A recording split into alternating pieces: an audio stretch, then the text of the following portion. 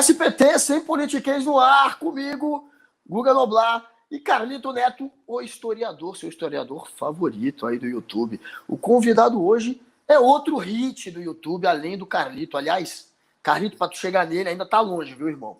Esse já tem muito mais seguidor que você, mas ele tá na labuta há muito tempo. É um dos que entraram aí primeiro nesse espaço do YouTube. Ele tá disputando esse espaço há muito tempo e sempre com hits, sempre criando coisas muito legais. Ele é um cara que a gente pode dizer que é um cantor, compositor, ator, apresentador de TV. Portanto, ele é o Fiuk que deu certo e tá aqui com a gente hoje. Nosso querido Marcos Castro. Obrigado, man, pela moral. Obrigado vocês, pô, é um prazer enorme estar aqui. Na verdade é difícil, né? Não tem um nome, né? Como é que a gente vai chamar, né? Porque é comédia, jogo, música, é youtuber. É difícil encontrar uma denominação correta. Mas fácil. Assim que é bom. Assim que é bom. Assim é fácil. Pode ser polivalente, né? Assim que o pessoal fala, com o professor que faz. Então, polivalente. Porque, por exemplo, o influenciador eu não gosto, sabe, da expressão influenciador, porque influenciar parece que é uma consequência e não o que eu faço. Por exemplo, a gente pode eventualmente influenciar ou não a opinião de alguém, mas isso uma série de outras pessoas de outras profissões podem vir a fazer. Você não vai chegar, sei lá, falar que um cozinheiro, o que você é? Eu sou um alimentador de pessoas, eu sou um provedor de energia, um médico, um salvador de vidas. Eu acho estranho. Então, eu não sei como é a denominação, mas vida que segue. Então, aí, youtuber. O pessoal gosta de chamar de youtuber. Eu acho meio ruim. Você não fala que o ator da Globo é um Glober, mas a gente tá... mas o funcionário do Google é Googler. Então, acho que youtuber é melhor que Googler. É melhor. Você falou de cozinha, Marcos, do cara aí que é o alimentador. A gente tem acompanhado aí na internet a sua batalha diária aí em relação a produzir comida, a tentar pelo menos assar uma carne. Como é que tá essa labuta aí? Já dá para sair pelo menos um arrozinho ali acebolado? Então, não, ainda não, o que sai é carne. O que acontece? Só para contextualizar, né? A gente, durante agora a pandemia, a gente tá em processo de mudança, né? E agora, na minha casa nova, a gente não se mudou ainda. Inclusive, por isso que eu tô com fundo aqui de tijolo, por dois motivos. Um, para ficar igual vocês, combinando, e também porque o fundo atrás é um fundo de transição. Então, a gente tá nesse processo de mudança e agora eu tô com uma churrasqueira lá. Então, acabou que eu fiquei com aquela missão. Eu nunca soube fazer um churrasco, mas agora tem uma churrasqueira. Se a casa é minha, a minha mulher já falou, eu não vou fazer. Você que quis a churrasqueira, você que se vire. E tô tentando me virar. Inclusive, o Maurício Trilha, que é produtor também do canal, ele é diretor de um dos quadros, ele é gaúcho, e eu falei, cara, eu preciso que você me ensine. Ele falou assim, eu não sou um cara que sabe fazer muito bem churrasco. Mas eu falei, mas você é gaúcho, o teu não saber muito bem já deve ser melhor do que qualquer coisa que eu saiba fazer. E não deu outra, ele começou a me ensinar vários truques, e inclusive estou enganando alguns cariocas que já estão achando que o meu churrasco é muito bom. Mas na verdade eu tô fazendo só o básico. Porque eu não sei, a verdade é o seguinte, eu não sei cozinhar, eu sou muito ruim na cozinha. Por exemplo, o prato que eu sei fazer, se perguntou de arroz, eu sei fazer o arroz maluco, sabe o arroz maluco? O arroz maluco é o seguinte, tem lugar que chama de arroz birubiru também. É o que mistura tudo em uma panela só? Tudo. Exatamente. Só que é o seguinte, eu sei fazer esse arroz desde que o arroz esteja pronto. Então, nem o arroz eu sei fazer. Então você não sabe fazer um arroz carreteiro, você sabe fazer ali algo similar. Eu sei misturar qualquer coisa que contém algo pronto. Ou alguma coisa fácil de fazer no air fryer. Por exemplo, o meu churrasco, teve a primeira vez que eu tentei fazer o churrasco lá em casa, eu falei assim, eu vou tentar. Vou tentar esquentar, vou tentar acender o carvão. Foi uma lástima, eu não consegui. Solução, eu peguei um pão de alho e botei no air fryer. Depois de 10 minutos deu certo e eu fiquei uns 2 dias fazendo churrasco de air fryer. O pão ficou molinho, mas tava gostoso. Você falou que tá de mudança. Você tá mudando para uma casa, eu imagino. Por que você tá mudando? É uma casa pra maior, rua de cima. Pra rua de cima. Porque agora eu tô com um filho de 5 anos agora, né? Quer dizer, eu tô com um filho há 5 anos e agora ele Ele tem 5 anos, já claro, é que ele nasceu aqui, a gente... Mas E aqui não tem... É um prédio antigo.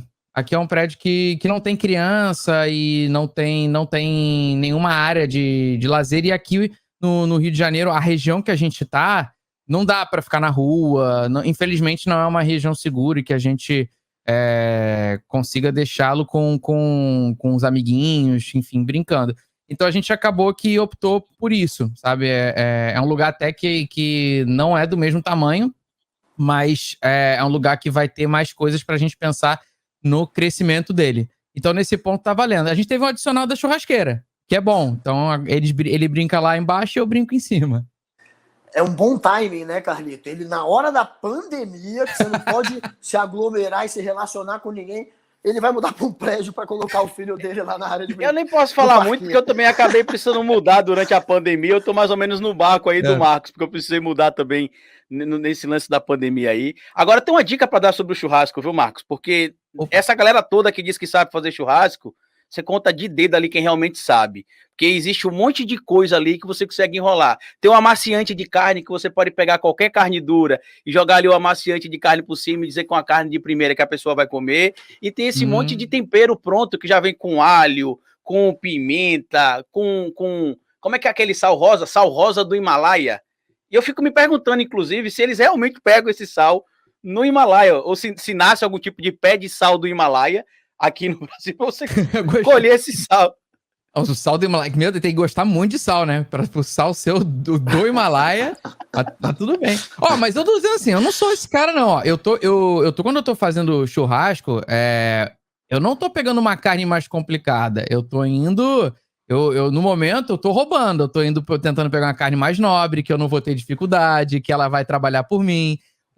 Já tem aquelas linhas de churrasco, não vou ficar fazendo publicidade aqui, mas tem aquelas linhas de churrasco, por exemplo, que já vem por exemplo, tem o frango. Maturada, né? Tem a maturada, tem os na brasa, que aí tem o franguinho que já vem temperado. Apesar de, por exemplo, temperar coração, a gente já faz aqui, isso não tem muito mistério para temperar o coração. Mas, por exemplo, a linguiça... também não tem mistério, mas eu já gosto de pegar aquela linguiça que tem algumas que vem queijo dentro, aquelas que vem tempero de alho com ervas. Então eu dou aquela roubada, porque se eu errar no ponto, pelo menos o sabor já veio da fábrica ali, mais ou menos. Então tá funcionando. Por enquanto tá dando certo. Agora, você falou do Himalaia, cara. Tem coisas bem melhores do Himalaia do que o sal, viu? Eu não sei se já foram a Amsterdã alguma vez, mas um dos melhores o Marcos falou o Marcos falou de ervas, o Guga já foi lá para Amsterdã. Eu já lembrei. E eu tô com a camisa do São Paulo aqui, velho. Você tá com a camisa do Flamengo? Eu tô. Infelizmente, eu tenho muito orgulho da minha camisa. A única camisa que, infelizmente, quando eu olho assim hoje, dados os últimos resultados, que a gente treme na base é o São Paulo. Mas não é porque eu torço pro São Paulo, é porque o LG patrocina o nosso canal. Eu também, imagina aqui. Tô só tentando fazer aqui uma ponte com o LG, Carlito. Vai que cola. Agora, e a minha é do Confiança, né? Que tá aqui, né? Porque eu sou um cara confiante, então eu tenho que torcer pelo Confiança aqui em Sergipe também, né? O Dragão. É o time do coach, né? Os caras que falam, você precisa ter confiança. Amanhã ele vai enfrentar o Mindset no clássico do coach. E quando que, falando em LG, em patrocínio, quando que foi que você começou a viver mesmo de internet? Quando é que começou a dar retorno financeiro para valer? Porque você já tá, eu acho que desde 2007, 2008, por aí, não é isso? 2007 eu comecei a fazer stand-up e na época eu tava estudando ainda, eu sou matemático, né, de formação. E eu tava terminando o mestrado, na verdade começando o mestrado quando eu comecei a fazer o stand-up, mas eu fazia... Assim, aquele open mic, né? Que é o quê? O cara que sobe no palco, manda um texto para um lugar que já faz shows de comédia. No meu caso, era o Comédia em Pé, aqui no Rio de Janeiro, que inclusive na época era o Fábio Porchat, o Cláudio Torres Gonzaga, Fernando Caruso, o Paulo Carvalho, e depois acabou passando uma galera, tipo o Léo Lins, o Murilo Couto. Teve uma galera muito boa que passou e realmente eles foram referência no início, né, do stand-up no Brasil. E eu comecei a fazer lá stand-up. 2008, um ano depois, eu tive a sorte, assim, de estar numa janela de tempo propícia, que foi o Quem Chega Lá, do Domingão do Faustão. que foi aquele quadro de contar risadas, não sei se vocês lembram que tinha um medidor de risadas, e eles estavam num momento que era o seguinte, eles queriam comediantes que estavam começando e não queriam... E os comediantes de stand-up, que já estavam há um tempo, eles não queriam... Muitos não queriam participar porque era um quadro de novos talentos. Então, meio que sobrou uma janela, um vácuo ali do tipo... Talvez eu seja, dentre as pessoas que tá ali, a mais adequada. Tô no momento certo. E acabou que eu fui pra final. Participei de 3 etapas e fui finalista. E isso me deu uma visibilidade que eu nunca imaginaria. Então, eu comecei ali em 2000... Isso foi em 2008. De 2008 a 2009, que foi o ano final do meu mestrado, eu meio que comecei a fazer shows e eu nem tinha estrutura nenhuma. Foi muito por acaso. As pessoas ligavam perguntando quem é o seu produtor e a gente tinha que ser o próprio produtor. Aí, de vez em quando, eu botava meu pai pra falar no telefone, ou eu assinava o e-mail dizendo outra coisa, sabe, outro nome, só pra gente parecer que tinha alguma estrutura, né? E aí fomos levando, fomos fazendo assim, mais um ano. E o bom foi que no final do meu mestrado, isso até é um fato curioso, que foi o seguinte, um dos caminhos que eu pensava em fazer era estágio, era viver a vida acadêmica como a vida docente, né? Eu estava fazendo estágio em docência, no mestrado, dava aula para as pessoas, e para os alunos ali da graduação, alguns alunos começaram a falar assim, professor, o senhor foi no Faustão? As coisas assim, muito engraçadas que era curioso, né? Era uma coisa nova para eles. E aí os alunos ficavam muito felizes, porque eu era tipo um comediante professor. E os professores começaram a gostar disso, falaram assim, pô, o cara tá aqui, os alunos estão aqui, estão gostando. E aí o coordenador do curso falou assim pra mim, eu lembro até hoje que foi... Eu fiquei com medo que eu tava começando a viajar e achei que eu poderia estar atrapalhando o programa de mestrado, né? Porque eles queriam que eu concluísse, porque senão o programa perde pontos e eu gostaria de concluir, porque bem ou mal é aquilo, né? A gente não sabe pra onde a comédia vai. Bem ou mal é importante, né? Você ter um diploma. E aí o coordenador do curso chegou e falou assim... Marcos, a gente já teve aluno que foi para os Estados Unidos, aluno que foi para a Inglaterra, aluno que foi para a França, aluno que foi para a Polônia, agora aluno que foi para o Faustão é a primeira vez. Então, a gente não sabe o que fazer, mas a gente vai te apoiar. Eu lembro bem da sua participação no Faustão, que era eu não sei se é Quem Chega Lá, qual era o quadro, mas eu lembro. Eu lembro bem que eu tava assistindo no domingo em casa e entra um cara bem magrinho no palco, com aquele visual nerd, meio introvertido assim, começou a cantar umas músicas de matemática. Eu falei, não acredito que o cara tá cantando stand-up de matemática. E eu sou professor também, Marcos. Hoje eu trabalho só com a internet, mas até junho do ano passado, para ser mais específico, eu dava aula em escola ainda. Eu sou historiador por formação, ficava nas escolas doutrinando meus alunos, né, tornando todos comunistas, né, como um bom historiador, né, tava lá. Brincadeira, viu, gente? Para depois eu estar viralizando meu vídeo por aí, dizendo que eu assumi que eu doutrinava meus alunos, até porque eu não doutrinava, mas enfim. E a gente sabe como é difícil, por exemplo, ensinar algumas disciplinas, a própria matemática, por exemplo, e a física, são coisas muito complexas, e sempre vem a geração nova agora, né, a geração dos milênios, que, onde é que eu vou usar isso? Onde é que eu vou usar aquilo? A história agora a gente está conseguindo ver, categoricamente, porque é importante entender de história. A gente está vendo o mundo passando por um monte de maluquice, e na matemática, já que você é matemática, dá para usar no humor, como a gente já viu, mas o que mais, assim, que esse povo ficar, professor, onde é que eu vou usar a pi? Onde é que eu vou utilizar o teorema de Pitágoras? Sim, na verdade, esse é um dos grandes desafios, né, da matemática, e eu acho que agora, eu não leciono há pelo menos uns 10 anos, então eu não sei como é que tá, eu não tenho propriedade para falar sobre como está sendo o método de ensino, como é que está sendo a matemática aplicada no dia a dia, mas a visão que eu tenho hoje de fora é que a gente tem hoje a possibilidade que talvez na nossa época a gente não tinha, que é a possibilidade de visualizar graficamente conceitos e fenômenos matemáticos e não ficar refém, por exemplo, de um quadro negro estático. A gente tem hoje a possibilidade de ter uma integração multimídia e muitos dos conceitos matemáticos, eles passam por uma visualização gráfica. Porque muitos dos conceitos matemáticos surgiram de experimentação, de observação. As pessoas observaram algum fenômeno, ou surgiu essa necessidade de criar algum sistema que explicasse algum outro fenômeno. E aí daí começou-se a definição de variáveis, de teoremas, de conjecturas, lemas. O problema é que quando a gente ensina isso, a gente ensina muitas vezes da forma estática. A gente pega um quadro negro, começa a explicar e vomita muitas vezes os conceitos de forma abstrata. A matemática, ela é abstrata por si só, mas quando você começa pela abstração, é muito difícil você conectar. Isso, na verdade, diz respeito a tudo na vida, né? Eu, como comediante, entendo que não adianta nada eu fazer um stand-up, por exemplo, sobre, sei lá, o acasalamento dos golfinhos, se ninguém souber nada sobre o acasalamento dos golfinhos. É muito mais fácil eu fazer uma piada sobre o dia a dia, sobre o cotidiano, como a gente estava falando aqui, do churrasco. Se eu fizer de churrasco, você vai poder complementar com alguma coisa, ou então alguma coisa que eu já fiz, outra pessoa vai poder dizer, eu já vivenciei isso, eu já experienciei. Na matemática, é muito mais complicado porque você tem essa camada de abstração que, infelizmente, pela ausência de tecnologia, a gente não era capaz, os professores não eram capazes de trazer. Então, assim, eu tenho uma esperança hoje de que a matemática consiga ser melhor compreendida e melhor visualizada para a compreensão dos alunos a partir de elementos transmídia. Agora, respondendo a tua pergunta, como eu vou usar isso na minha vida, você tem enormes aplicações.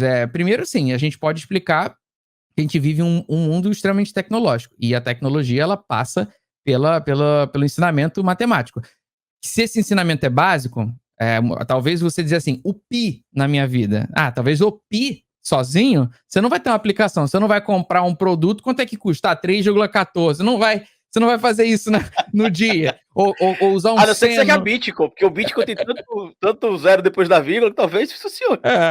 Mas eu não vou usar, por exemplo, o seno, cosseno diretamente na vida. Mas se você for um cara que vai, por exemplo, trabalhar numa engenharia, por exemplo, ou desenvolver uma programação, um programa, um software, você vai passar inevitavelmente por conceitos matemáticos. Se você não passar por esses conceitos matemáticos, lá na frente você vai ter certas dificuldades. E você também pode criar uma coisa proativa. Eu vou citar um exemplo. Eu prometo que eu vou ser o mais breve, porque eu sei que quando começa a falar de matemática, né, o sono já vem, né? Então, mas só para dar o exemplo de uma coisa que por exemplo, eu usei, foi o seguinte. Eu desenvolvi um jogo de videogame, né, chamado A Lenda do Herói. E esse jogo, ele começou como um vídeo. E esse vídeo é um ode aos clássicos de Master System, Mega Drive, aqueles jogos de plataforma que você tem o Super Mario, o Sonic, que você tinha aquele movimento, né, 2D bidimensional, e você tem o pulo, né? E quando a gente queria fazer aquele pulo, o programa de edição de vídeo, ele não fazia um pulo muito bem feito. Por quê? Porque tem a gravidade, né? Tem forças agindo, isso é da física. Só que essas equações, elas são o quê? São equações matemáticas, são regidas porque a gente falava que era uma parábola, né? Essa parábola era o quê? Era a equação de segundo grau. E aí, eu falei, o editor não estava conseguindo fazer. Eu falei, peraí, eu consigo aplicar aqui, tá? A equação da parábola, porque eu lembro disso, né? Isso não precisaria nem ser professor, era segundo grau. Vou usar essa equação da parábola, aí eu resolvi a equação, e aí o pulo ficou perfeito. Então, assim, eu consegui usar uma solução prática num ambiente de videogame, né? Num ambiente de edição de vídeo de entretenimento. Então, assim, você tem aplicações. Se você parar para ver, por exemplo, todos esses filmes, né, que tem computação gráfica de altíssima qualidade, o que tem de matemática ali por trás é um absurdo, né, para trazer um realismo. Então, parei de falar de matemática, mas é isso, respondendo a sua pergunta. Mas essa galera que diz que não entende, quando vai para a mesa do bar lá dividir a conta, aprende a matemática rapidinho, quando tiver com pouca grana, em especial. Ele falou do jogo, Guga, que é A Lenda do Herói, que teve inclusive crowdfunding, né? Palavra muito bonita que eu é a vaquinha, traduzindo para o português bem direto. A primeira vaquinha que viralizou. A primeira que viralizou. Exatamente. Eu queria que você falasse aí, passar pro Guga, se ele quiser perguntar também, a questão do jogo, Eu vi que ele foi lançado para algumas plataformas, mas Sim. até onde eu pesquisei, só plataformas de desktop, né? Não tem para mobile ainda. Ou já tem porque eu olhei que tem para Linux, tem para Windows e para Mac OS. Isso. E você falou que você é apaixonado por jogos, eu também, inclusive, você falou do Master System ali, do Mega Drive, e eu lembro que tinha um joguinho, não sei se você vai lembrar, que era Karate Kid. Claro. E que tinha uma cenazinha que o Daniel San, ele tinha de pegar o mosquito com o hashi. E aí ficava ali tentando pegar o mosquitinho com o hashi. Cara, eu fiquei semanas naquela fase até entender como é que faria para pegar. O que é que tem de influência específica desse jogo, desses jogos, perdão, além da questão da questão do 2D, como você falou. E a vaquinha deu para fazer o jogo do jeito que vocês queriam? Ou teve de complementar mais alguma coisa? Tem planejamento para mobile aí? Como é que tá? Teve que completar, sim, já adianto, que até hoje, inclusive, a gente tem 5 anos de desenvolvimento do jogo. A gente agora tá lançando a edição definitiva e vai sair para consoles. Então vai sair para PlayStation 4, Xbox One e também Nintendo Switch. Mas a gente, ao longo desses 5 anos depois do lançamento, ou seja, se a gente pegar agora 2021, o jogo foi lançado em 2016 e a campanha de crowdfunding foi em 2014, né?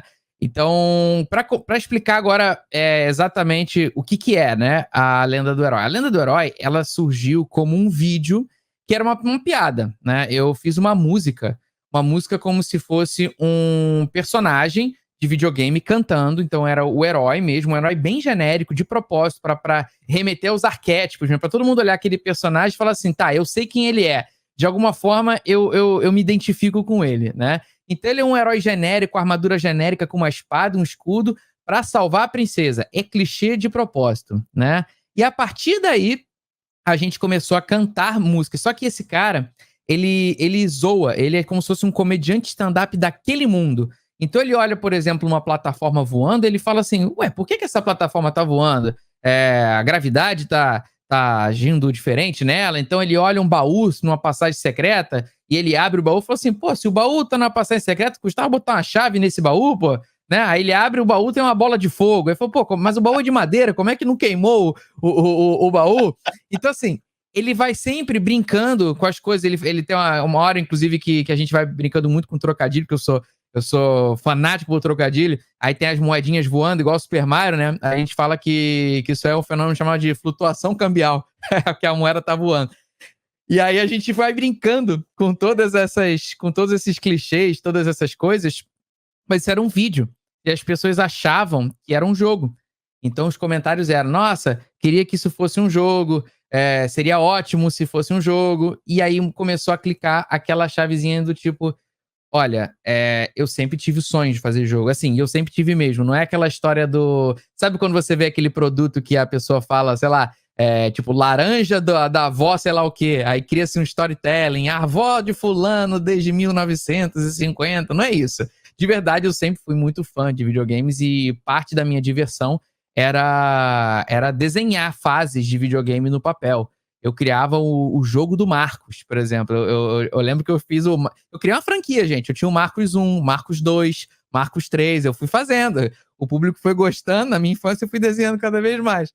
E aí, eu fui jogando, fui fazendo, assim. Cheguei a fazer jogo de forma amadora, num programa chamado RPG Maker, na minha adolescência. Eu era bem nerd, ainda sou. Mas, assim, minha adolescência foi bem, bem nerd mesmo.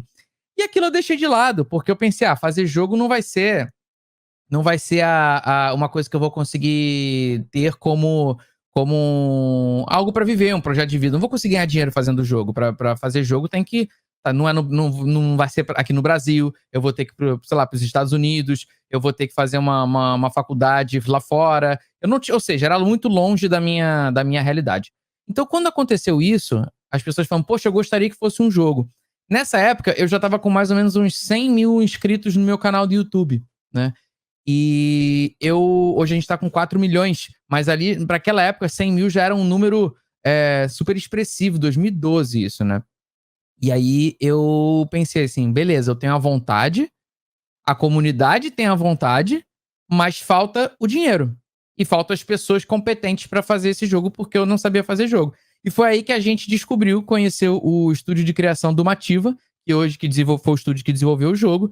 É uma galera também do Rio de Janeiro, talentosíssima, E o mais legal é que a maior parte das pessoas são músicos, então eles têm o sócio da empresa, o dono da empresa é músico, tem 2 caras só de música, o roteirista é músico, então assim, é uma equipe que respira musicalidade, e a gente queria fazer o jogo musicado. Então, quando a gente fez a nossa campanha, inclusive o ponto de venda, né, o ponto de virada para ser uma coisa inovadora, uma vez que o jogo, como eu disse, já era um clichê, era o quê? Tá, esse jogo é clichê, mas qual é a diferença? E que não tem em nenhum outro jogo no mundo? É o quê? Ele é cantado. O jogador canta as ações. Então, se ele vai para a esquerda, ele vai cantar aquilo. E isso não sai do tempo. Fica sempre na métrica da música. E a música é como se fosse um quebra-cabeça. Cada vez que você for jogar, a música vai ter uma sequência diferente, ordenada diferente de estrofes e versos. E isso foi o que fez a campanha dar certo, porque as pessoas ficaram curiosas para ver como isso ia funcionar. Isso foi em 2014. É muito nerd mesmo essa ideia, eu concordo. É muito nerd, mas é genial, porque é uma coisa inovadora. Eu não acredito que você criou algo novo, né, no mundo do videogame. Sim. Eu não lembro realmente de ter nada nem parecido com isso. E como é que foi depois a repercussão? Como é que está sendo agora, então? Daqui para frente, o que você acha que vai acontecer com o jogo? E você pretende lançar outros jogos? E quando você era moleque, qual que era aquele jogo que você era vidrado mesmo? Eu era Super Mario, eu era viciado em Super Mario. Eu era do time do Sonic, eu gostava muito de Sonic. Porque eu tive... porque eu lembro que tinha briga, né? A galera tinha... De um lado era o Master System e o Mega Drive, e do outro lado era o Nintendinho e o Super Nintendo. E aí na escola tinha a galera de um lado, tipo, lado A, lado B. O pessoal... Falei assim, que Mané Mario, aqui é Sonic. A gente ficava, brigando. Inclusive, eu lembro da época que a gente era bem nerd e ficava brigando na escola pra ver quem era... A gente meio que ficava defendendo. Então, eu tenho vários argumentos pra falar por que o Sonic é melhor, ele é mais descolado, sabe, do que o Mario. Inclusive, isso virou um vídeo no meu canal. Eu fiz com o Bruno Mota também, comediante, e foi mega divertido, isso foi em 2012. Mas assim, Sonic foi um jogo que me inspirou muito, demais, aliás. Tem um outro jogo que é Wonder Boy, só que esse jogo, as pessoas... tem um Wonder Boy que tinha também, lançou-se um Wonder Boy, mas também lançou uma versão que era uma versão que a Tectoy, no Brasil, pegou e modificou os desenhos, que eram os jogos da Mônica. E tinha Mônica no Castelo do Dragão, e Mônica o Resgate, e Mônica na Terra dos Monstros. Esses jogos, na verdade, vieram desse jogo chamado Wonder Boy, japonês. Eles só modificaram os desenhos e os diálogos para trazer como se fosse um licenciamento. Tipo como se fosse um que a gente chama hoje de mod, né? É um mod oficial, né? Que tem a galera, por exemplo, do In Eleven, sabe? Que tem o Bomba Pet, que a galera bota a modificação brasileira, só que essa é uma modificação não oficial. No caso da Mônica, era uma modificação oficial, licenciada. E esse jogo inspirou muito. Eu joguei muito esse jogo. Esse jogo tem muitos elementos. O meu, A Lenda do Herói, tem muitos elementos. Por exemplo, o inimigo principal é uma serpente, uma cobrinha, que é o primeiro inimigo também desse jogo da Turma da Mônica.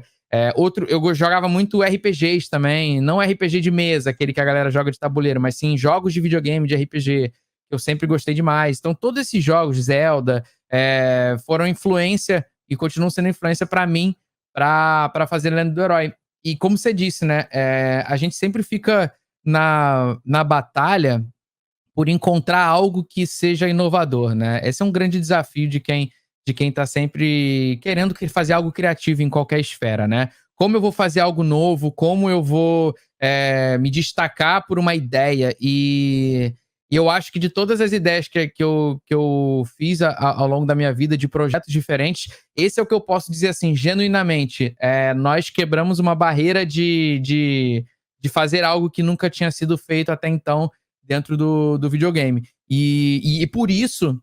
eu não posso deixar que esse projeto morra no primeiro jogo, né? A gente tem um desenvolvimento de história maior, a gente já está planejando o segundo jogo, a gente quer fazer 3, quer fazer mais, quer fazer para celular, outros jogos também. A gente agora está fazendo um RPG, que a gente joga um RPG de mesa, que é com uma história que é uma história paralela, uma side story desse universo. Ou seja, eu estou Eu tô nesse momento criando o meu universo, né, do jogo, porque as pessoas estão jogando esse jogo, querem mais e estão querendo descobrir mais. O meu sonho um dia é que essa franquia, né, que a Lenda do Herói vire uma franquia, que a gente consiga expandir esse universo e que possa virar animação, possa virar livro, possa virar filme, além dos jogos, obviamente. E assim, a indústria de games no Brasil é uma indústria que está crescendo, né? Porque a gente tem 2 jogos, eu não sei se o Guga joga jogos. Eu sou meio saudosista, Marcos. Os meus jogos, tipo, são Driver 1, Gran Turismo, o Wing Eleven 2002. Nossa, você falou do Super Mario e do Sonic, mas eu jogo também o Donkey Kong, por exemplo. Então, assim, o Asterix também, que era um jogo que tinha pra Super Nintendo. Nossa, eu lembro. Também. O do Master? O do Master System? Não, o do Super Nintendo. Eu jogava Nintendo, que o Asterix ficava jogando poçãozinha. É esse também. É porque quando saiu pro Super Nintendo, saiu um pro Mega e um pro Super Nintendo, porque era tipo Mortal Kombat, lembra? Que saía um Mortal Kombat pro Mega Drive e um Mortal Kombat pro Super Nintendo. E você falou sobre essa questão do trocadilho que tem no jogo e tudo mais. E assim, tem um quadro no canal, cara, que eu assisto, que é o UTC. Que é o Ultimate Trocadilho Championship. Inclusive, primeiro que eu queria parabenizar vocês pela criatividade dos trocadilhos. E segundo, os convidados. Recentemente eu estava assistindo de novo o do Bruno Sutter. Cara, genial. E a cara de pau do Ed Gama também. Não tem condição. Como é que vocês fazem? Toda semana vocês se reúnem para criar novos roteiros para o UTC? Ou vocês passam a temática para os convidados, para os colegas que vão participar e eles trazem as piadas? Olha, os trocadilhos, melhor dizendo. Mas trocadilho é um tipo de piada. Eu acho, inclusive, que tem que defender, sabe? Porque muita gente fala assim, trocadilho é piada ruim, mas assim, a piada boa, você ouve e acabou. Você riu, acabou. Agora, o trocadilho você ouve e você fala assim, vou passar pra alguém. Você quer passar. Você vira... assim, um é curte, o outro é compartilha, sabe? Aquela que mexe contigo, é a que você vai lembrar. E eu acho que é por isso que o UTC é um quadro que as pessoas acabam lembrando, né, de certos momentos, porque a piada fica muito memorável, né, pela pessoa. Teve um que a gente gravou com o Jacan, que, coitado, o Jacan não tava entendendo nada. Porque já não é o mesmo idioma que é nativo. E ainda faz um trocadilho. Tinha uma que era eu não lembro o trocadilho, eu sei que a resposta era um lactovacilo. Era que um leite sacaneou o outro, era um lactovacilo, uma coisa assim. É o Yakult, eu não lembro. E aí ele, o que é lactovacilo? Não tava entendendo nada. Mas enfim, isso também provoca... Bota mais tempero, tá faltando tempero, sal. Tom Perro. E aí foi legal que, tipo assim, o UTC, ele não necessariamente provoca o riso, ou o riso vem da piada do trocadilho. Vem do desafio de você não poder rir. E às vezes o constrangimento causa risada. Às vezes a falta de graça gera risada. Às vezes olhar no olho do cara. A mais simples psicologia reversa de você falar, não pode rir a partir de agora. As pessoas já ficam querendo dar aquela risada. Então, é muito mais um quadro de psicologia, de psique humana, do que propriamente um quadro de humor. É um desafio, é um experimento social ali. É muito divertido fazer. E assim, os trocadilhos, eles surgem, por exemplo, de dois lugares. A gente cria entre a gente, né, tudo mais. Às vezes a gente vê, por exemplo, sei lá, um assunto, tá? Aí eu vou fazer lá, Star Wars. Aí eu pego aquele assunto Star Wars e começo a pensar em um monte de trocadilho. Aí fala assim, por que deram um livro pra irmã do Luke? Porque ele quer que a princesa Leia. Aí beleza. Aí começa. Aí você fica, como é que chama a roupa do Luke Skywalker que ele usa diariamente? O look do dia. Aí você fica fazendo, você fica treinando a tua cabeça, né? Qual o nome do cara do Jedi que não quer nem 8 nem 10, é o Obi-Wan que é 9. Aí você fica... E eu tenho que parar, porque senão a gente fica continuando a fazer aqui. Porque pega. O engraçado do trocadilho, Guga, é que às vezes ele fala o trocadilho e você para, aí você fala... Não, peraí, a piada volta aqui de novo. Quando você entende, aí você cai no riso. Porque a graça é não deixar a peteca cair também. É não chegar e falar assim, oi, hein? Esse hein é onde tá o erro. É porque aí você tá querendo transformar em graça. Cara, se a pessoa não entendeu, passa a batida e vai. E a gente tem também um grupo de trocadilhos maravilhoso. É um grupo de WhatsApp que eu diria que hoje estão os maiores trocadilhistas do Brasil ali. Não é possível, porque é quase como se fosse... Sabe a escola X-Men de pessoas com poderes, só que pro trocadilho?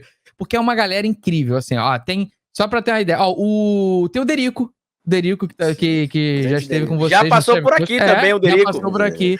Ó, o Wendel Bezerra, dublador, que faz o Bob Esponja, o Goku, entre tantos outros personagens magníficos. O Marcinho Eiras, guitarrista, músico fenomenal. Vários comediantes, o Ed Gama, por exemplo, tá lá. E nós temos um monte de gente que às vezes é só um cara que gosta de trocadilhos, sabe? Ele só gosta. E ele, por acaso, tem aquele talento de falar um monte de besteira. E tá lá no grupo. E a gente tem um combinado que é o seguinte, o trocadilho, a gente não se apega ao autoral desse trocadilho. Não vamos chegar e nunca dizer, esse trocadilho é meu. Não, a gente criou, esse trocadilho é pra todo mundo, né? E aí, todo mundo que cria os trocadilhos lá podem usar pra qualquer projeto, pra qualquer vídeo, pra qualquer coisa. Criou, é do mundo. E aí a gente usa muitos desses trocadilhos que estão lá. É como se o TC fosse uma grande criação coletiva na parte dos trocadilhos. Já foram mais de 3.500 lidos ao longo de mais de 150 vídeos. Tem esse outro quadro de vocês também que tá no ar hoje, que é o Jornal Não Pode Rir, que também é muito da hora. Vocês ficam zombando da notícia também. Às vezes rola trocadilho também. E é muito da hora, porque vocês acabam abordando alguma notícia realmente que tá rolando, só que com aquele viés, claro, de zoeira. Cara, esse jornal é muito bom também. Como é que foi essa ideia, cara? Você tava, sei lá, você costuma ver jornal já fazendo piada na cabeça? Como é que surgiu? Não, na verdade, esse projeto, ele surgiu diante de uma necessidade de se reinventar durante a pandemia. Até porque o UTC, ele é um quadro em que a gente está muito próximo um do outro, né? E como a gente depende muito dos convidados e a gente não é uma grande emissora, uma grande produtora que é capaz, por exemplo, de fazer uma testagem com todo mundo envolvido, isso, infelizmente, isso inviabiliza. Então a gente não consegue, por exemplo, gravar o UTC. O último episódio que a gente fez foi em março do ano passado. Porque, enfim, começou a pandemia, a gente teve que pausar e entender o que estava acontecendo. E aí o jornal, ele surgiu dessa solução criativa de como manter a essência da brincadeira do Não Pode Rir, da brincadeira de digamos assim, punir quem ri, né? Só que com um distanciamento. Então, no jornal, como é que funciona? Sou eu e a Luciana, de âncoras, a Luciana Daulizio. Ela é minha esposa, então, assim, já naturalmente a gente convive. Então, um problema tá resolvido. E cada um numa outra câmera usando chroma key de fundo, que são... Normalmente é sempre o Ed Gama ou o Estevan Nabote, e aí sim um convidado. Mas como cada um tá no seu cenário, né, na sua câmera, no seu fundo de chroma key, bem ou mal, a gente tá respeitando, né, o distanciamento. Então, essa foi a solução que a gente conseguiu arrumar. Esse quadro, assim, ele não é 100% original, digamos assim, que o formato, né, não é original. Esse é um formato que a gente se inspirou no College Humor, lá dos Estados Unidos. Eles têm esse formato, que eles fazem o Don't Laugh News, né, tanto é que a gente sempre deixou claro, né, nos vídeos, a gente fala, esse é um projeto inspirado no College Humor, e a gente adaptou para alguns conjuntos de regras nossos, né, e as piadas são totalmente nossas. Então, assim, o conteúdo, ele é 100% autoral, né, as notícias, até porque nem faria sentido traduzir as piadas, o humor nos Estados Unidos é diferente, o que provoca o riso é muito específico. Pra gente também, aqui a gente já tem uma pluralidade, né? O que é engraçado pra um não necessariamente é pra outro. Então a gente começou a construir as notícias baseado no que é engraçado pra gente. E a gente gosta muito de trocadilho, a gente gosta muito de piada boba, sabe? A gente ficou 1 minuto rindo num episódio, acho que foi até o 3º episódio, que era uma notícia que era assim: deputado Reginaldo perde o seu RG e agora ele se chama Einaldo. Era só isso. A cara do Ed, quando você tá fazendo os trocadilhos também dentro do programa, ele já dá a cara lá que ele não vai conseguir se segurar. Tanto que aparece até um quadrozinho no canto, acho, dos vídeos, que ali é pra ver quantas vezes cada um riu. Mas o Ed Gama, ele já tem a cara dele, já vê que ele não vai conseguir se segurar. Você fica sério lá tentando ler as notícias, e aí corta a tela com ele, a gente já olha pra cara dele e fala, ele não vai aguentar, e ele Não já vai. começa a Não, sorrir. e o mais legal é que, assim, a gente faz as coisas pra quebrar ele, né? Tipo, então, a gente... Por exemplo, o Ed é um exímio imitador. Ele imita muita gente. Assim, o carro-chefe dele nas imitações é o Faustão. É impressionante o Faustão que ele faz. Ele ganhou Quem Chega Lá do Faustão, aquele que eu participei. Ele ganhou imitando o Faustão pro Faustão. Então, assim, foi uma coisa... E você consegue ver no vídeo que ele parece mais o Faustão do que o Faustão falando.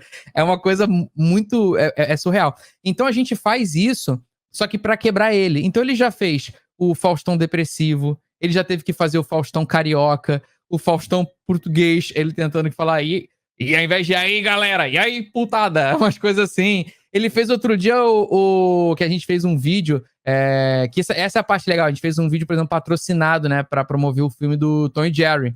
E aí a gente fez ele teve que fazer o Faustão como se fosse um gato.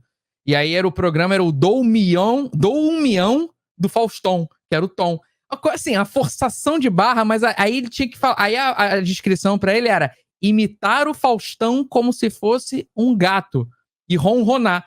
Então, aí o cara se quebra. Ele fala assim, pô, como é que eu vou fazer isso? E aí ele vai fazendo e vai ficando engraçado porque é inusitado. A gente realmente não sabe o que vai aparecer ali, né? E esse é o diferencial diferentemente, por exemplo, do TC, que às vezes a gente até conhece um trocadilho ou outro, no jornal, a gente não sabe nada. Então, uma vez os roteiristas, eles pegar, que não somos nós, né? Tá uma equipe de roteiristas justamente para quebrar a gente. O cara do nada começou a falar de churrasco e começou a zoar o que eu fazia no churrasco. Então, tipo, só que ele pegou um negócio que tava nos meus stories, assim, tipo, e eu, por exemplo, eu sou apaixonado em farofa. E aí ele me fez falar que eu odeio farofa, que só pessoas sem caráter gostam de farofa. Então, assim, vai falando uma coisa triste. Então você vai, tipo, sendo pego de surpresa. E esse que é o legal do quadro também, né? Ele tem umas coisas de piada pra derrubar a gente, né?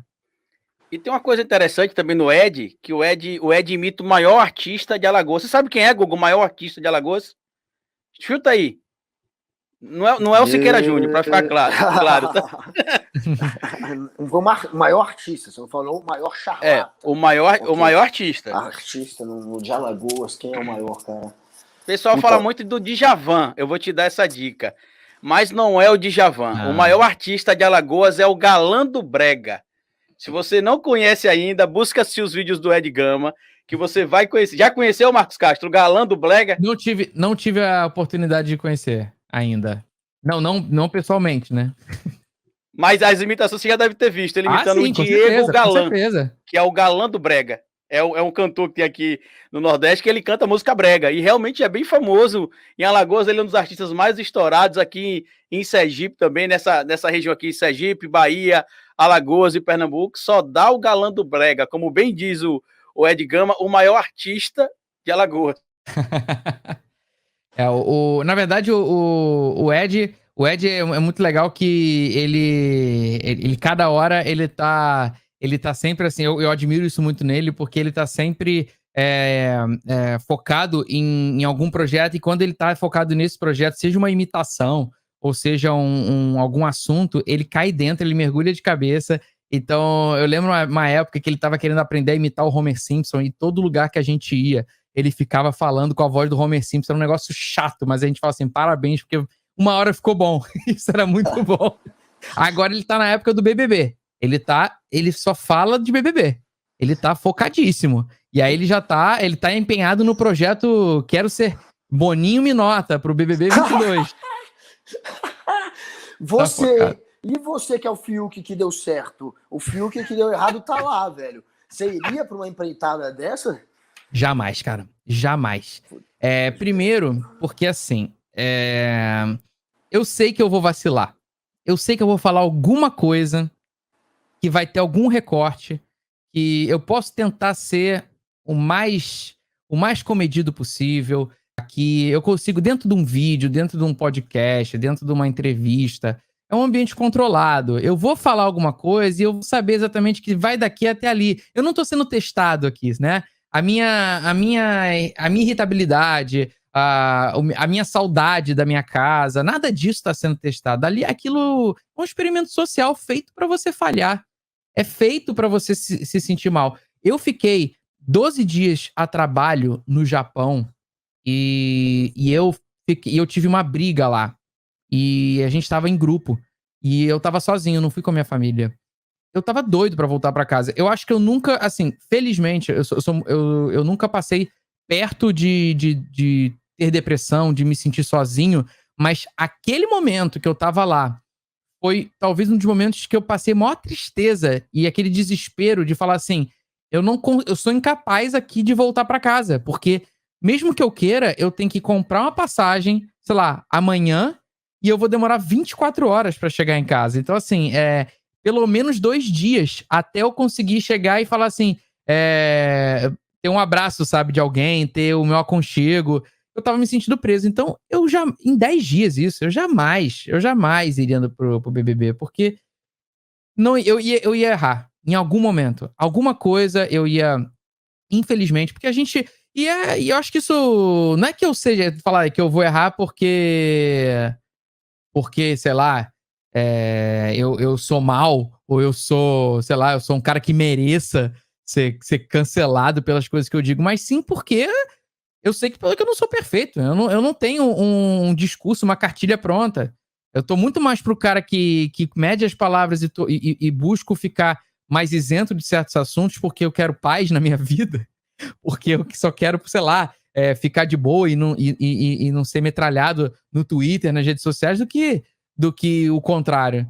É o meu estilo de vida, não é o que eu acho certo ou errado. Eu acho que eu gostaria de ser um pouco mais corajoso de me posicionar, por exemplo, para certos assuntos. Eu acho que falta, por exemplo, não tem politiquês, mas assim, eu acho que se mais pessoas se posicionassem, eu acho que as coisas poderiam sim ser diferentes. Então, existe em alguma esfera, em algum nível dentro de mim, algo que fala assim, pô, você podia ser mais ativo ao dar a tua opinião, porque se mais pessoas fossem ativas, talvez as coisas fossem diferentes. Mas, ao mesmo tempo, tem um outro lado falando em mim assim, cara, você tem direito à tua paz interior, ao teu bem-estar, à tua vida. Então, assim, isso no BBB eu seria testado da pior forma e eu não saberia lidar. Definitivamente. O Felipe Neto, ele cobrou uma vez, né? Ele fez uma cobrança dos artistas se posicionarem mais nesse momento de Brasil com a democracia ameaçada. O que você acha desse discurso? Então, eu acabei de falar que eu não queria falar uma coisa e você falou, o que você acha dessa opinião? Eu ainda tô usando o Felipe Neto. Não, eu gosto muito do Felipe Neto. Assim, de verdade. Não dá pra dizer que odeia, não, só pra gente ter um corte, Marcos? Infelizmente. É porque eu vou dizer assim, É brincadeira, a gente tem uma relação boa com o Felipe também. A minha relação pessoal com o Felipe Neto, que eu já encontrei ele várias vezes, já fui na casa dele em tempos anteriores. Hoje em dia a gente não tem tido muito contato, mas ele foi no meu casamento, sabe? A gente trabalhou junto quando ele tava no início da parafernália. Então, assim, eu não posso reclamar da minha relação pessoal com ele. Nem tudo do que ele vai falar vai ser uma coisa que eu vou assinar embaixo ou concordar. Mas eu acho assim que... Eu acho que dentro do que ele falou, ele tem os motivos dele, mas eu não acho que seja assim, preto no branco, 880. Eu acho que, como eu acabei de dizer, eu acho que eu tenho dentro de mim uma balança que talvez eu opte, porque talvez eu não tenha estrutura para poder lidar com esse tipo de situação. Por exemplo, durante as eleições de 2018, eu votei no Ciro no primeiro turno, no Ciro, e depois no Haddad. Em nenhum momento eu cogitei votar no Bolsonaro, mas eu não era o cara... Eu falava nas entrelinhas. O meu discurso, dizia mais ou menos que quem entendia o que eu estava querendo dizer entenderia que para mim o Bolsonaro nunca seria uma opção naquelas eleições. Mas eu não queria falar contra, assim, diretamente, letras garrafais, porque eu sabia que boa parte da minha audiência votou 17. E eu sabia que eu poderia causar eu poderia misturar as coisas. E, infelizmente, eu não sei se eu poderia lidar com isso, se eu gostaria de lidar com isso, a ponto de, sei lá, arriscar a minha audiência. Porque naquela época eu precisava, e até hoje, né, boa parte do que eu ganho é pela audiência. Se meu canal acabar, hoje eu vou ter que arrumar um plano B pra minha vida. Uma coisa sou eu vivendo um sonho de moleque, querendo, como era o cara que terminou, foi no Faustão e vai viajar pra fazer show, tô descobrindo se vai dar certo ou não. Outra coisa é hoje casado, tendo um filho, uma vida, né, pra cuidar. Então, as coisas começam a ficar mais pesadas. Se eu fosse um cara que poderia pôr a perder algo nesse sentido de, eu já tô feito, tô bem de vida, posso me aposentar, aí sim eu acho que eu poderia me posicionar e ser um pouco mais corajoso e um pouco mais ativo dentro da minha função como cidadão. Se isso tá certo ou tá errado, eu não sei, gente. Eu acho que, mas assim, é só o que eu senti, né? A galera precisa... Cara, aquele negócio, assim, nem todo mundo tem a oportunidade mesmo de poder se posicionar 100% como quer, né? Uhum. Tem gente que precisa... Cara, muita gente não pode, na verdade, porque senão perde emprego, porque senão perde audiência também, porque senão é perseguido, etc. Rola isso, é completamente compreensível. Mas tem gente que pode, tem gente que realmente pode se posicionar. Você falou quando você estiver se aposentando. Geralmente eu vejo muito jornalista quando está se aposentando fazer isso. Antes de se aposentar, não, mas quando está se aposentando, jornalista, você vê jornalista fazendo isso, né? Falando que realmente quer falar 100%.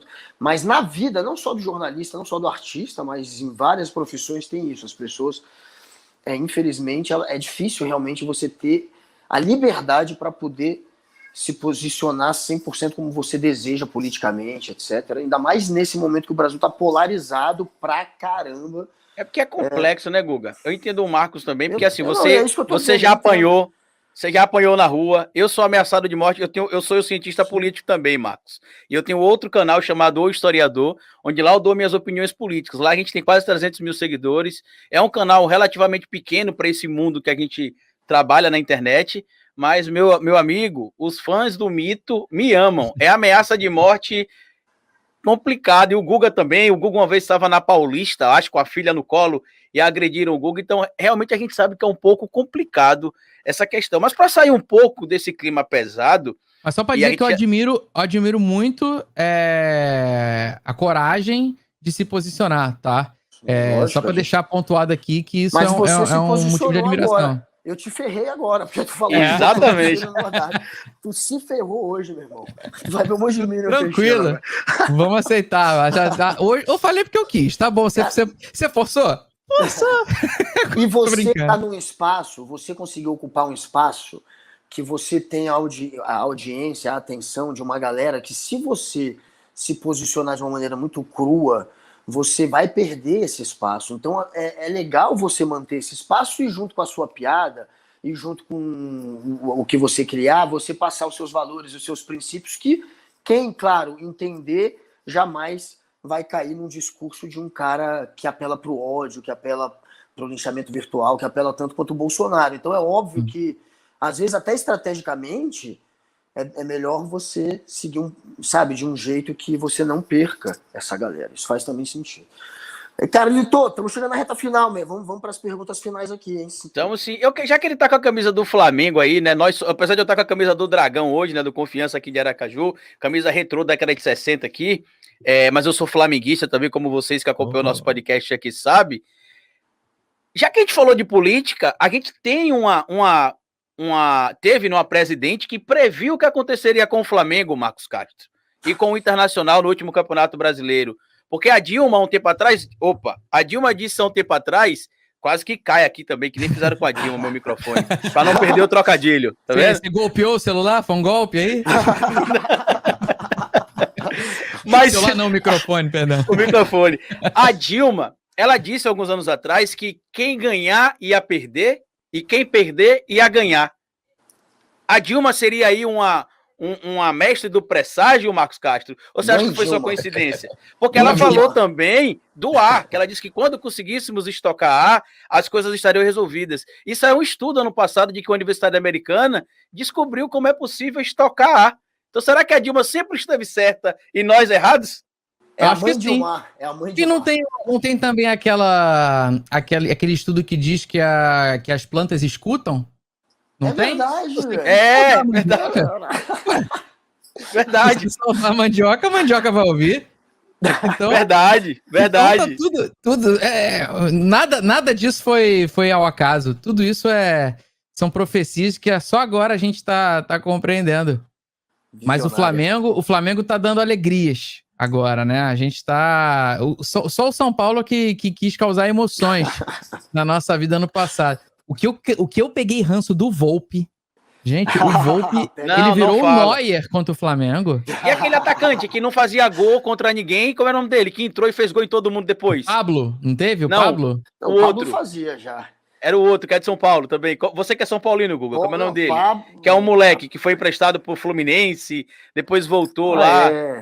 Não, o Luciano? Não. Não, moleque, é um moleque que era do Fluminense, que foi pro Fluminense, que é do São Paulo, que era da base, foi pro Fluminense. Esse desgraçado não fazia gol em ninguém. Aí começou o segundo semestre, fez um monte de gol no Flamengo, não deixou a gente ganhar um jogo. Inclusive aquele gol lá que foi vendido agora, o Brenner?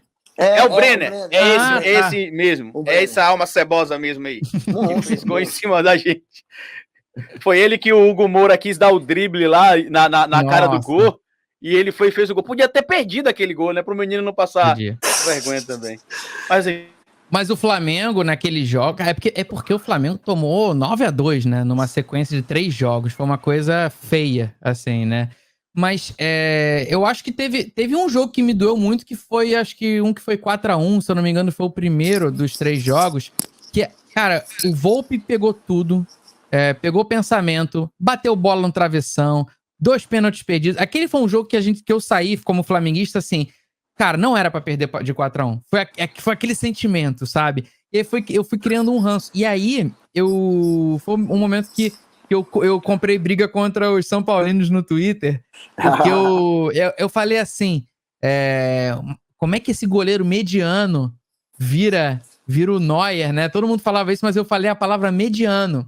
E aí, todo mundo começou a pegar esse mediano. Eu falei assim, gente, mediano é que tá na média. Ele, dentre os goleiros da Série A do Brasileirão, do campeonato que ele está jogando, na minha opinião, ele não se destaca, ele está na média.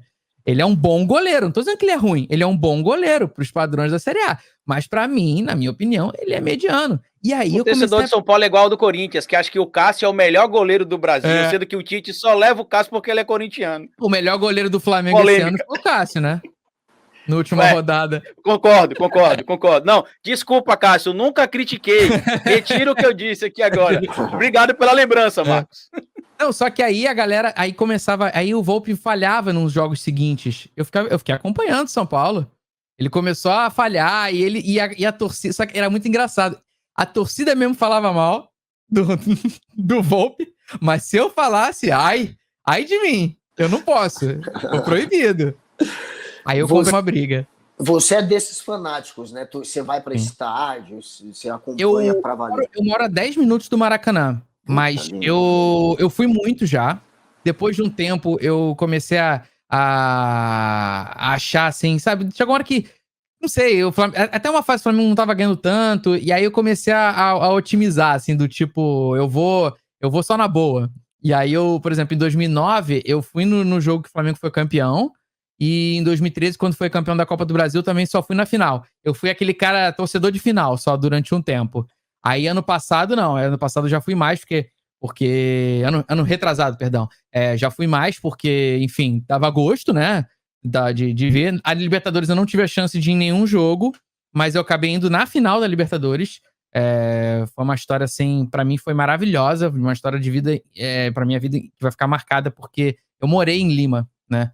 E eu não conseguia, não tinha conseguido ingresso. E aí eu fui com meu pai, e eu encontrei amigos de infância, fui na escola onde eu estudei. Então foi muito legal, porque eu fui lá, e desde o início do jogo, o Flamengo tava perdendo, né, pro River 1-0, desde os 10 minutos, e eu fui alimentando aquele sentimento de resignação dentro de mim. Porque eu tava falando, pô, já tô aqui num país que eu não venho há mais de 20 anos, muito legal isso. E de repente vem aquele momento de catarse, né? De euforia, de alegria extrema, porque foram 2 gols. Eu tenho até um vídeo meu que eu choro, caio, sabe, me debulho em lágrimas, abraço meu pai. Foi muito emocionante pra mim. Então, assim, nesse ponto de futebol, agora eu tô meio que anestesiado, sabe? Eu acho que. Eu acho que eu não vou viver nada igual aquilo de novo. Em nenhum O momento Júlio tão. César desmaiou, inclusive, não foi também lá na torcida, Foi.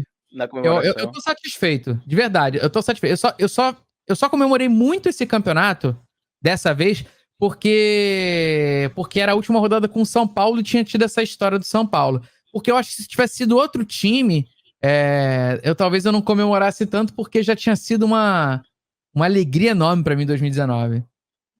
E o Galhardo, aproveitando aqui, o Galhardo jogou aonde, Galhardo? Fazer que nem o time do Flamengo falou. Jogou aonde, Galhardo? Eu ia perguntar pra você se você era um torcedor tipo o Zé Aldo, né? Não sei se você já viu, mas o Aldo, ele é da torcida jovem e tem até vídeo dele na internet, na frente da torcida, assim, armado, chamando o pessoal pro pau. Ele Você já pode, foi desse né? tipo de... Ele pode, né? Você já foi desse tipo de torcedor? Jamais. Eu nunca fiquei ali na. Meu pai sempre me levava, mas ele falava assim: ó, ali é a raça rubro-negra. Ali não dá pra ir, né? Ali o bicho pega. Só que eu ia desde, sei lá, 8, 9 anos de idade, e todo jogo tinha empurra-empurra. Fora nos arredores do estádio. Então eu já cresci sabendo assim. Meu pai me puxando pelo braço, corre, tipo, que ia começar, tipo, algum problema, alguma confusão, a polícia apartando. Então a gente já sabia que a gente tinha que... O estádio era um lugar assim, toma cuidado, tá ligado? Toma cuidado, senão o bicho vai pegar. E quando não era essa correria, esse corre-corre, era a galera com saco de mijo, sabe? Que jogava, que ficava respingando. Nossa senhora, não sei como é que eu gosto. As experiências eram traumáticas. Mas eu gostava. Carlito, estamos na reta final. Mas antes de terminar, a gente podia pedir para o Marcos deixar aqui, como um bom nerd, umas dicas. De um jogo de videogame foda que você está jogando, de um filme foda que você está vendo, uma série, e também de comediantes. Cara, quem que você acha? E de um anime foda também, porque todo nerd gosta de anime também. É verdade. E sem fazer jabá de brother, diz os comediantes que você acha que são os caras mais da hora agora que você tá ouvindo. Pode ser gringo também. Tá bom. Vamos lá. Primeiro você falou de um jogo, né? Tem um jogo que me marcou muito nos últimos 2 anos, que é o jogo novo do Zelda pro Nintendo Switch, que é o Legend of Zelda Breath of the Wild. Eu joguei facilmente mais de 200 horas nele. Ele é um jogo fenomenal. A arte linda, um mundo aberto para você explorar, tem muito combate, uma história riquíssima, enfim, é um dos melhores jogos de todos os tempos, na minha opinião. Eu recomendaria esse jogo, que é um jogo grandioso, e também eu gosto muito de jogos indie, né, de estúdios independentes, e um jogo que eu tô jogando atualmente é um chamado Hollow Knight. Ele foi lançado já tem pelo menos uns 2 anos, se eu não me engano, mas também é uma obra-prima. É um jogo de plataforma, que nem esses jogos que nem o meu, da Lenda do Herói, mas ele tem uma música maravilhosa, uma arte lindíssima, as batalhas são desafiadoras, e eu gosto de jogos difíceis. Hoje em dia a gente tem uma crescente de jogos que não são tão difíceis, mas antigamente os jogos eram difíceis, porque você tinha que ficar com aquele cartucho durante dias e dias, né, e semanas e meses. Não era essa profusão de jogos que a gente tem hoje, né? Então, eu sinto falta um pouco de jogos desafiadores, e esse é um jogo que eu gosto muito, Hollow Knight, né?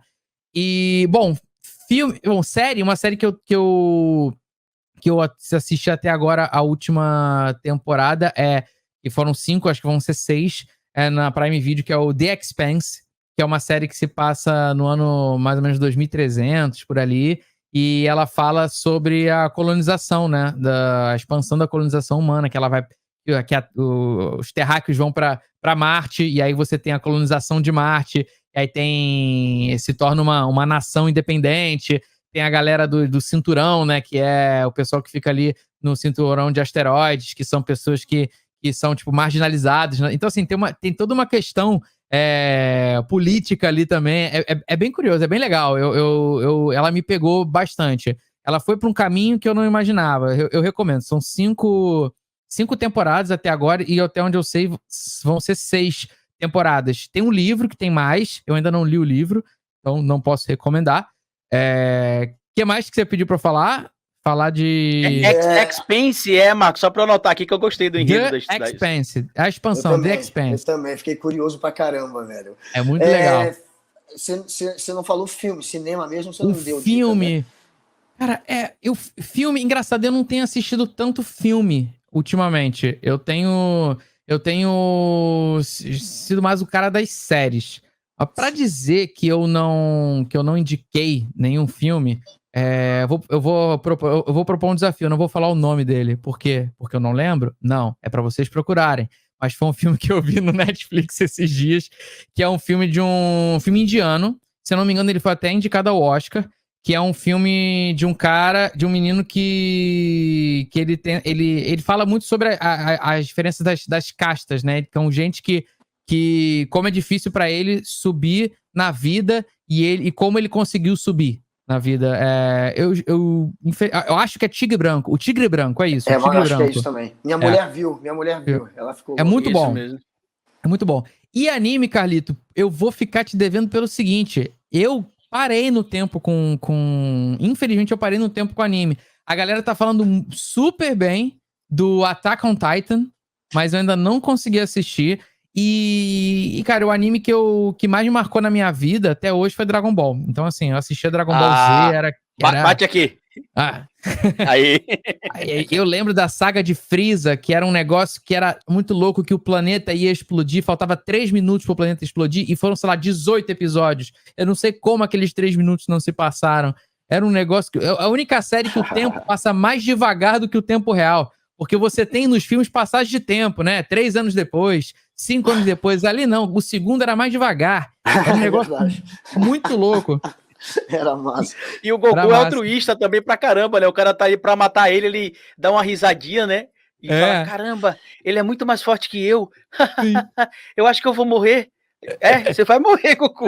Não, e é legal que o Dragon Ball, ele era aquela brincadeira que a gente fazia quando criança. Tipo, o meu poder é esse número aqui, é mais de 8.000.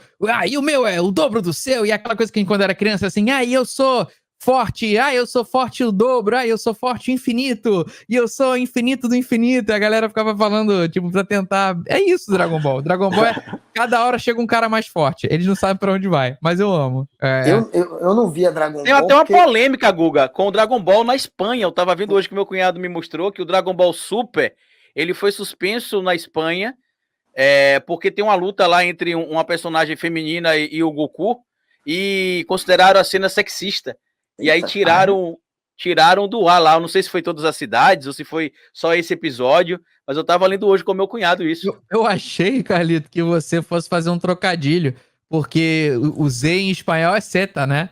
Achei que você fosse falar que é porque ela chama Dragon Ball Zeta. Eu já tava vendo a maldade chegar.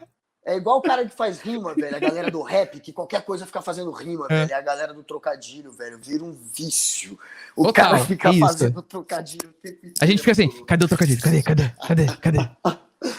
Cara, eu não via Dragon Ball porque eu sou uns 4 anos mais velho que vocês, então é o diferencial certinho pra você não ver Dragon Ball. Via era Changeman, Jaspion. Você é mais de 4, viu? Você não é só 4, não. Eu sou de 81. São 5, eu sou de 86. Eu sou 5 também, 5 quase 4. Então. 5 anos. Uma Copa do Mundo a mais que eu tenho aí. Sim. Mas a gente é dessa geração do Changeman, Jaspion, Jiraiya, Giban. Isso. Black Kamen Rider. Black Kamen Rider. Tinha aquele Machine Man também. Sim. Tinha o Cavaleiro dos Zodíacos, Yu Yu Hakusho. Super Campeões também. Que Nossa, não lembra. Eu assisti Super Campeões agora. Recentemente teve um remake. É maravilhoso. Eu amo. É a mesma coisa do Dragon Ball, que é tipo assim, é um cara com poder maior do que o outro, tipo, só que é no futebol, é incrível. Aí é o Oliver, né, dando chute, sei lá, chute de trivela, aí o outro, chute do tigre, e aí o goleiro pulando. Cara, é maravilhoso. Não, e quando eu era criança, eu anotava no meu caderno, desculpa interromper, Guga, que quando eu tivesse um filho, o nome ia ser Yusuke, por causa do Yu Yu Hakusho. Ah, que demais. Mas não será, tá, Yusuke? Só esqueceu dos comediantes. Comediantes. E só uma pergunta, já que você é um nerd do videogame, tem um jogo que eu era viciado e ninguém conhece, velho. E eu amava. E você falou de jogo que demora muito pra zerar, é um desses. Na época do PlayStation 2, chamado In the Heart of Darkness, no coração da escuridão. Seria isso. Caramba, um molequinho com uma arma que fica atirando raio. Esse eu não conheço, cara. Vou até anotar aqui. In the Heart of Darkness. In the Heart of Darkness. É o melhor jogo de aventura, porque é um jogo extremamente bem feito, que foi um dos primeiros jogos de 2 CDs do PlayStation 2. Não era só um CD, eram 2 CDs, cara. E tem muitos momentos do jogo que você não joga, que você completa o negócio, aí você fica, sei lá, 30 segundos assistindo a animação rolando. Foi um dos primeiros a fazer isso, cara. E aí depois você continuava. Cara, muito bem feito, só que extremamente difícil de jogar. Eu só achei no YouTube uma pessoa fazendo review no Brasil, e o cara fala que é um jogo foda, difícil demais, e ele fala mal do jogo. É o jogo mais difícil, segundo ele, é um dos jogos mais difíceis que ele jogou na vida. E eu sou mongol, cara. Se você me der aquele o Deus da Guerra, eu não consigo passar do tranco. Tem uma árvore. Você começa, tem uma árvore, tem que passar de um tronco de uma árvore. Eu paro ali. Eu sou tão mongol que eu não passo do tronco da árvore. E eu consegui zerar In the Dark of Darkness. Então, então você nunca jogue Dark Souls. É um jogo. Dark Souls é um jogo que é conhecido por ser frustrante e para você morrer de propósito. Então, assim, nunca jogue, vai passar raiva. Vai atrás desse, velho. Vou ver se vai gostar. Mas termina aí com os comediantes, vai. Comediantes, vamos lá. Ó, hoje eu vou vender o peixe porque, assim, tem um cara, além do Ed Gama, que eu sou muito fã, né? Hoje tem o Estevan Nabote, que tá com a gente no canal. Eu acho ele, assim, de um carisma puro. Sabe aquele cara que ele é engraçado falando. Você tá falando com ele, ele é um cara engraçado. Então, assim, no quesito gente engraçada, aquela pessoa que provoca o riso sem precisar de um texto, sabe? Eu falaria muito eu admiro muito o Estevan Nabote. Em termos de texto, sabe, de construção textual, eu admiro muito o Maurício Meirelles. Eu acho o Maurício fenomenal na parte de criação de texto. É um cara que possui, que assim, que ele consegue, mesmo falando de assuntos, muitas vezes que são triviais, aquela coisa do comediante pegar o tema da identificação, ele vai para um ponto de vista que não é o lugar comum. E eu gosto muito disso. E ele passeia ali pelo politicamente incorreto de um jeito que ele, na minha visão, ele não ultrapassa a linha. Ele faz assim, passa na tangente e volta, sabe? Porque ele usa autodepreciação, ele se diminui também. E eu gosto muito de como ele joga com essa polêmica. Porque não é a polêmica só para causar. Ele tem qualidade no que ele tá argumentando e no texto. Então eu admiro muito. Outro cara que eu acho genial, principalmente pela capacidade de improvisação e recurso técnico, é o Marcelo Adnet. É impressionante o que ele tem, a capacidade dele. Porque não é que ele, por exemplo, ele vai improvisar uma música, né? Ele não vai pra coisa básica da improvisação musical. Ele vai pra uma rima rica, ele vai pra palavras que não são comuns, ele não vai pra formuleta. Ele é realmente um cara que ele tem uma inteligência muito acima da média, dá pra ver que ele é um cara muito inteligente, é um cara que tem muita cultura, e eu acho que isso como espectador de comédia, isso me admira muito, porque eu quero ser desafiado. Eu não quero pra onde a piada tá indo, né? E eu gosto muito do que ele faz nesse sentido. Outra pessoa que eu acho que é de uma capacidade absurda de improvisação é a Tata Werneck. É impressionante como ela consegue, tipo, do nada falar um monte de coisa em tão pouco tempo e mudar de opinião e falar e voltar. E eu acho aquele estilo hiperativo e altamente improvisacional maravilhoso. Eu amo pra rir mesmo, assim, eu rio muito com ela. Gênio, Falei geniaço. alguns, falei do Brasil aqui alguns. Só gênio, só gênio. Maurício Meirelles, meu brotherzaço. Gosto muito Foi o do nosso Maurício. primeiro SPT, foi com ele, inclusive. Olha, É verdade. O primeiro foi com o Maurício. Grande Maurício. Maurício é meu de você. padrinho de casamento, cara. Pô, do caramba. É só- Minha só madrinha fi- de casamento é a Mônica Iose. Porque naquela Aí. época eu era produtor de conteúdo ainda do CQC, antes de eu virar repórter lá. Mas o Maurício foi no casamento. Eu me lembro que eu casei em Brasília. Uhum. E aí eu deixei lá na produtora, lá em São Paulo. Galera, meu casamento, quem quiser vai. Acabou que o Maurício foi. Ele tinha acabado de virar repórter do CQC, ele fazia muita matéria comigo de política, a gente já era muito brother. E aí o Rafael Cortez, a Mônica Iose, teve uma galera gente boa, velho, que foi lá. E, enfim, Maurício é um cara que é irmão mesmo, gosto muito do Maurício. E é genial, como você falou, ele consegue brincar e ele consegue usar ainda o politicamente incorreto de uma maneira saudável, sem usar de uma maneira sensacionalista, só pra ganhar like, sem apelar pro clickbait, sacou? Ele é foda, eu também acho. E quando ele brinca com clickbait, você vê que é de propósito, né? Total. É pra satirizar, então eu gosto muito disso. Total. No dia 1º de abril viralizou, inclusive, uma imagem dele, que o Boulos, ele botou lá que era assim, Boulos na campanha eleitoral, e aí o Boulos até compartilhou, só que é ele, a foto, né? E tá girando girou nas redes sociais de um monte de gente aí no dia 1º de abril, a imagem do Mal Meirelles escrita assim, Boulos discussando em 2018, e é o Mal Meirelles que tá na imagem. Maravilhoso. Carliteira, então vamos nessa, man. Vamos dar o adeus. A gente já tomou um tempão do nosso querido Marcos. Ele mandou demais aqui, contou um monte de história da hora, se posicionou politicamente pela primeira vez. Vai ser perseguido aí. Vai ser perseguido, coitado. Mas tamo junto, man. Obrigado pela moral, cara. Muito legal o bate-papo e parabéns aí pelo teu trabalho. Você é um cara que consegue fazer muita coisa criativa, um cara que tem uma mente realmente pra frente, uma mente diferenciada, velho. E parabéns pelas suas conquistas, man. Tamo junto sempre. Obrigado, viu? Foi um prazer enorme, uma honra poder estar aqui com vocês. Desejo muito sucesso para este quadro, para o SPT. Tenho certeza que vocês vão ter muito sucesso. E vou te acompanhar, Carlito. Agora eu vou entrar lá, já sou um inscrito. Boa. Valeu, Marcos. Eu vou mandar, inclusive, meus 2 livros pra você. Eu não falei dos meus livros. Não falei dos meus livros hoje aqui, tá vendo, Guga Noblar? Não fez jabá hoje, é a primeira Não vez. fiz jabá hoje, mas estão ali, ó. O Bora Votar e o Falando de Política sem politiquês. Inclusive, a inspiração pro nome desse singelo podcast aqui. Depois eu vou pegar seu endereço. Não vou passar pro pessoal que quer lá, vai ficar tranquilo. É só para enviar meu livro com a dedicatória para você. Cuidado, hein? Porque eu já me posicionei politicamente. Aí vai me passar o endereço. Eu vou vender na Deep Web. Acho que lá vai ter gente pagando muita grana. Na Deep Web.